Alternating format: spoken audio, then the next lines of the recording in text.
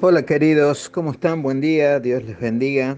Eh, Como todas las mañanas, ¿no? Estamos aquí juntos. Estoy tratando de ordenar una serie de pensamientos que quiero compartir con la iglesia, ¿no? Saben que la parábola del día de hoy habla del cuerpo muerto y el cuervo.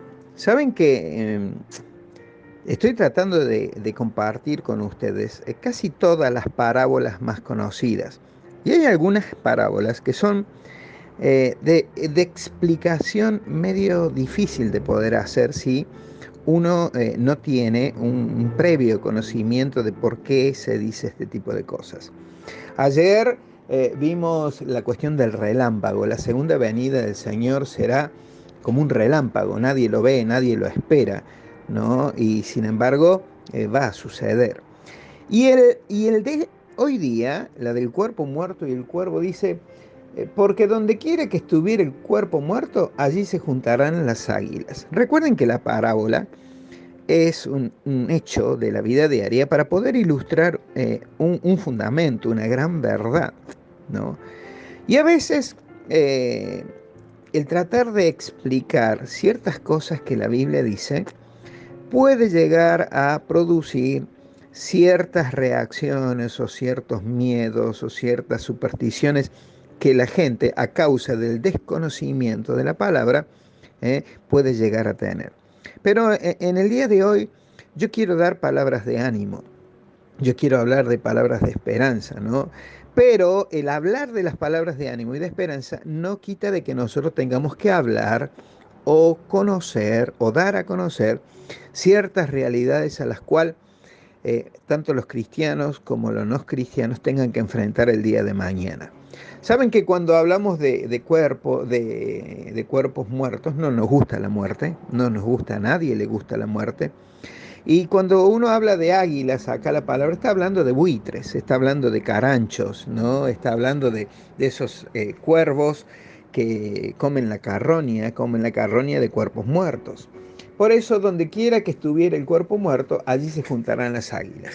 Y a la gente no le gusta escuchar este tipo de cosas, pero es una realidad que nosotros no podemos alterar, cambiar, ¿no? Saben que los buitres se posan sobre los cuerpos muertos. Y un merecido juicio es lo que vamos a vivir en el futuro. Esto está profetizado, hermanos. El Señor habló de estas profecías para que no nos sorprenda absolutamente nada. Cuando hablamos de juicio, ¿por qué? Porque cuando venga el Señor Jesucristo, como empezamos a ver ayer, va a ser un tiempo de juicio. Cuando hablamos de juicio, no nos gusta. ¿Por qué? Porque tenemos que enfrentar a una realidad, ¿no? Estamos hablando de condenación, estamos hablando de eternidad en el infierno y todas esas cosas. Y a nosotros nos da un poco de resquemor, nos da un poco de miedo, un poco de temor. Y cuando hablamos de juicio, estamos hablando de que va a haber muerte eterna. Y eso es lo que está queriendo explicar este pequeño texto, este pequeño párrafo. Donde están los cuerpos muertos, allí se juntarán las águilas. Y en la segunda venida del Señor va a ser un tiempo donde va a haber juicios, ¿no? Donde la justicia de Dios va a estar en su máximo esplendor. Si hay algo, querido, que nosotros debemos saber y que a la vez nos tiene que traer gozo y alegría, es de que Dios es un Dios justo, que Dios es un Dios que va a impartir justicia y que Él se goza de su justicia y Él ama la justicia. Su naturaleza es justicia. Por lo tanto, en un mundo tan injusto, nos da temor de hablar de justicia. En un mundo tan corrompido, tan sucio, tan cochino, hablar de un juicio justo es casi una ilusión, ¿no? Es una utopía. Pero en Dios no existe esto. En Dios sus juicios son verdad. Por lo tanto, la justicia de Dios requiere de que exista un juicio. Muchos hablan del juicio final, bueno, eso es una realidad, va a suceder, hermanos. Cuando hablamos de juicio, no nos gusta. Estamos acostumbrados a que no nos hablen de lo bonito, estamos acostumbrados a que nos hablen de lo bonito, lo próspero del Evangelio. Y hay iglesias y pastores que no hablan de estos temas porque es un tema no popular y es un tema que produce escozor, ¿no? ¿A quién produce escozor? Y bueno, el que está viviendo de una manera liviana el Evangelio, de una manera no consagrada el Evangelio de Dios. Y hay iglesias y pastores que no predican esto, pero es necesario que nosotros lo sepamos, hermanos. Debemos saberlo, no debemos ignorar de las cosas que van a suceder. Nosotros predicamos la salvación para que la gente se salve de este tipo de cosas. ¿Por qué? Porque todo aquel que no tenga a Cristo en su corazón como Salvador y Señor va a tener que sufrir estos juicios. Pero nosotros vamos a estar exentos, ¿sí? Mientras nosotros vivamos una vida en integridad, en santidad, en busca de Dios, mientras vivamos una vida de arrepentimiento de nuestros malos actos, estamos exentos. Por lo tanto, el juicio no es para aquellos de que son verdaderos hijos de Dios. Tampoco es bueno que únicamente se hable de juicios, ¿no? También hay que predicar lo bueno, lo prosperidad, la bendición, ¿no? Es necesario que haya los dos tipos de enseñanzas. Dios nunca se va a salir de su justicia. Algo que debemos saber, Dios es un Dios justo. Ningún acto del hombre va a quedar sin juicio. La justicia de Dios está regida por una ley y esa ley es la Biblia, es la palabra de Dios. Por lo tanto, si nosotros queremos saber cómo serán estos juicios, qué va a hacer Dios, qué va a juzgar Dios, debemos conocer la escritura, la palabra de Dios. Dios nunca se va a salir de su ley, que es la Biblia, la palabra de Dios. La Biblia nos habla que el juicio de Dios, o el juicio final, como está mal dicho, consta de tres juicios. Entienda bien, el juicio de Dios, el juicio final, lo que va a suceder en los tiempos finales, la Biblia nos enseña que va a ser de tres juicios. Primero, el juicio para nosotros, los cristianos, ¿no? No se va a decidir si vamos a ir al cielo o al infierno. Somos los hijos de Dios, los que hemos permanecido fieles. Nuestro juicio va a ser en el cielo. Por lo tanto, podemos tener un gran índice de tranquilidad. ¿Qué se va a juzgar? Nuestras obras, ¿no? ¿Y qué va a traer como resultado de este juicio de las obras? Premiación. Mayor premio, menor premio. Pero la salvación está garantizada. Así, hermanos, no tenga miedo, no tenga temor. Sí, ¿quién debe tener temor? Es aquel que nunca quiso aceptar a Cristo en su corazón. La gente no creyente. Ahí sí se destina, de acuerdo a la Biblia, el cielo o el infierno. El cielo para gozo eterno, el infierno para condenación eterna. Y también va a haber un juicio, la Biblia nos enseña, el juicio de las naciones o para las naciones, donde allí van a ser juzgadas todos los actos de todos aquellos hombres y mujeres que tenían un poco de autoridad, aquellos que son políticos, aquellos que han sido millonarios, aquellos que han sido personas que han tenido poder y han sido corruptos, han sido abusivos, han sido promotores de leyes perjudiciales para la humanidad, para el pobre, para el desamparado. Todo aquel que ha tenido aquí en la tierra un poquito de autoridad y la han mal ejercido a causa de que han sido corruptos, sucios, cochinos, inundados de pecado, bueno, todos ellos van a ser juzgados. Ahí nos gusta un poquito más, ¿no?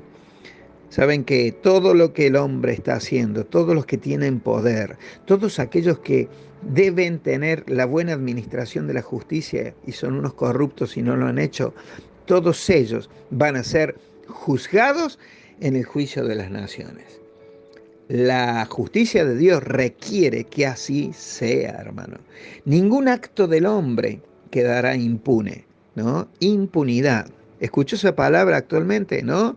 Impunidad. Nadie que tenga un poco de poder quedará impune. Sus actos van a ser todos juzgados. ¿no? La segunda venida del Señor es un evento de premiación y de juicio. Los cristianos fieles para ser premiados y los inconversos y Satanás para condenación. Satanás también ha sido juzgado y ya ha sido condenado. En la cruz del Calvario ha sido condenado Satanás. Por lo tanto, todo lo que está haciendo Satanás ahora son los últimos manotones de ahogado. Por eso el diablo quiere arrastrar tras de sí a todos los que más pueda. ¿Para qué? Para condenar al hombre, porque odia al hombre, odia a Dios y a su propósito. Saben que para muerte eterna van a ser juzgados aquellos que no conocen y no han querido aceptar a Dios.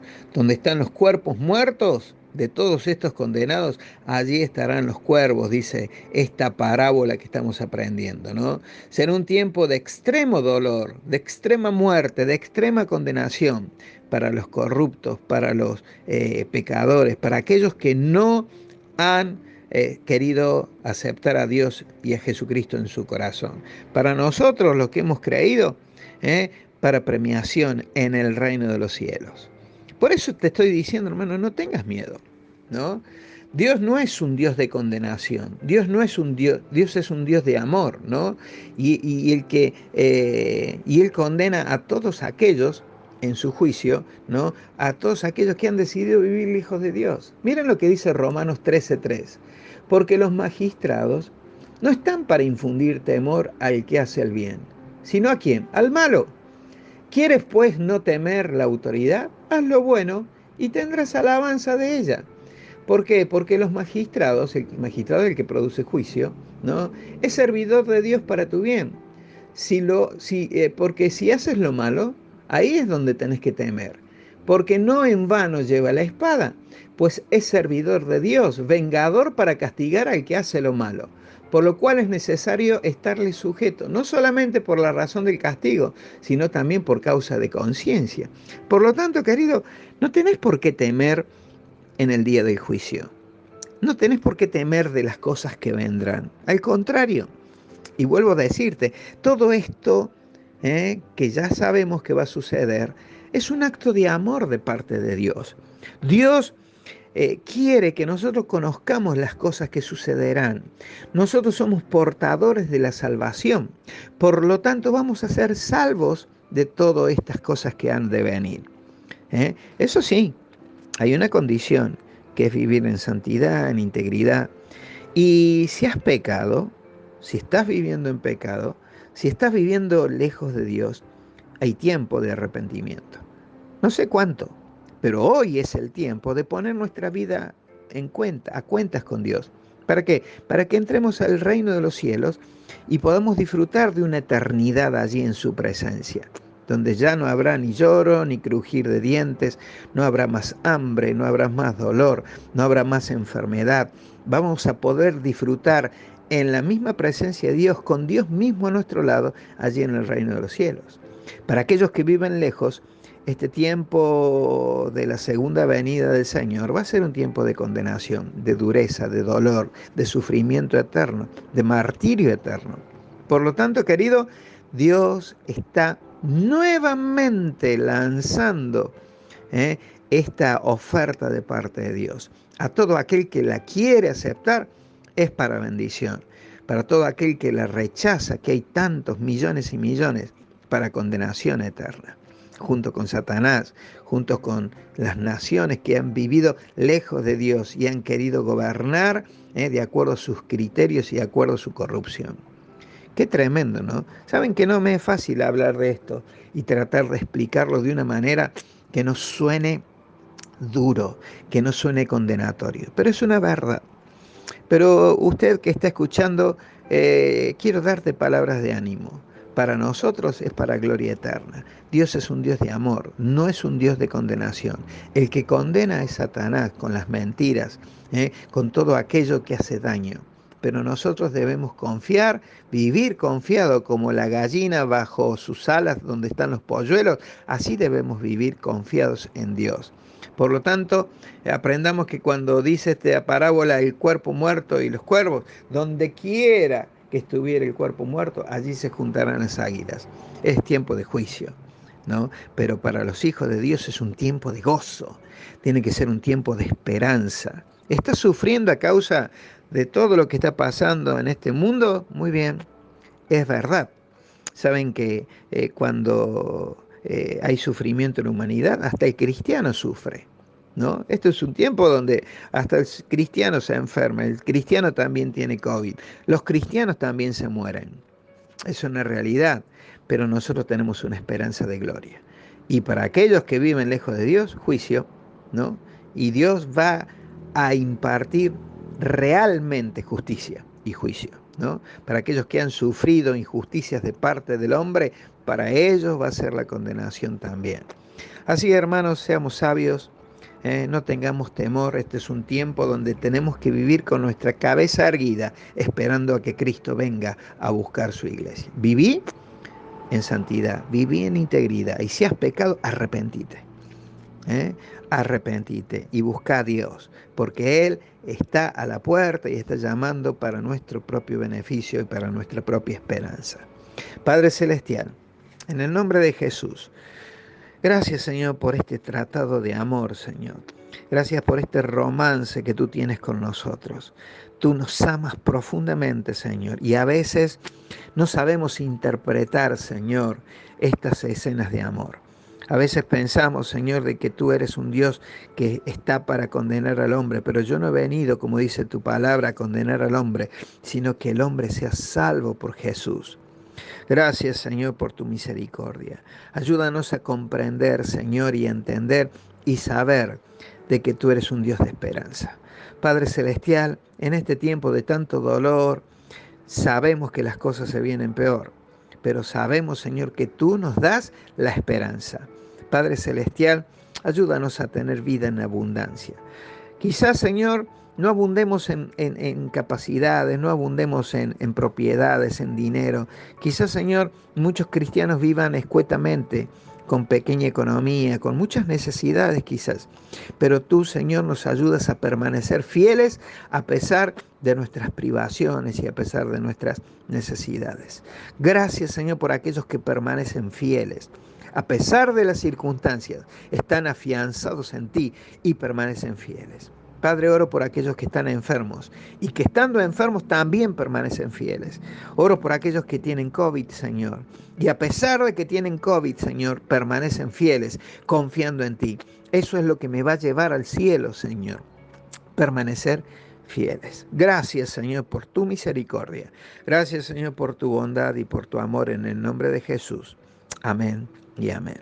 Espero que hayas entendido y que haya sido de bendición para tu vida. Te mando un gran abrazo y que disfrutes de lo que queda del día.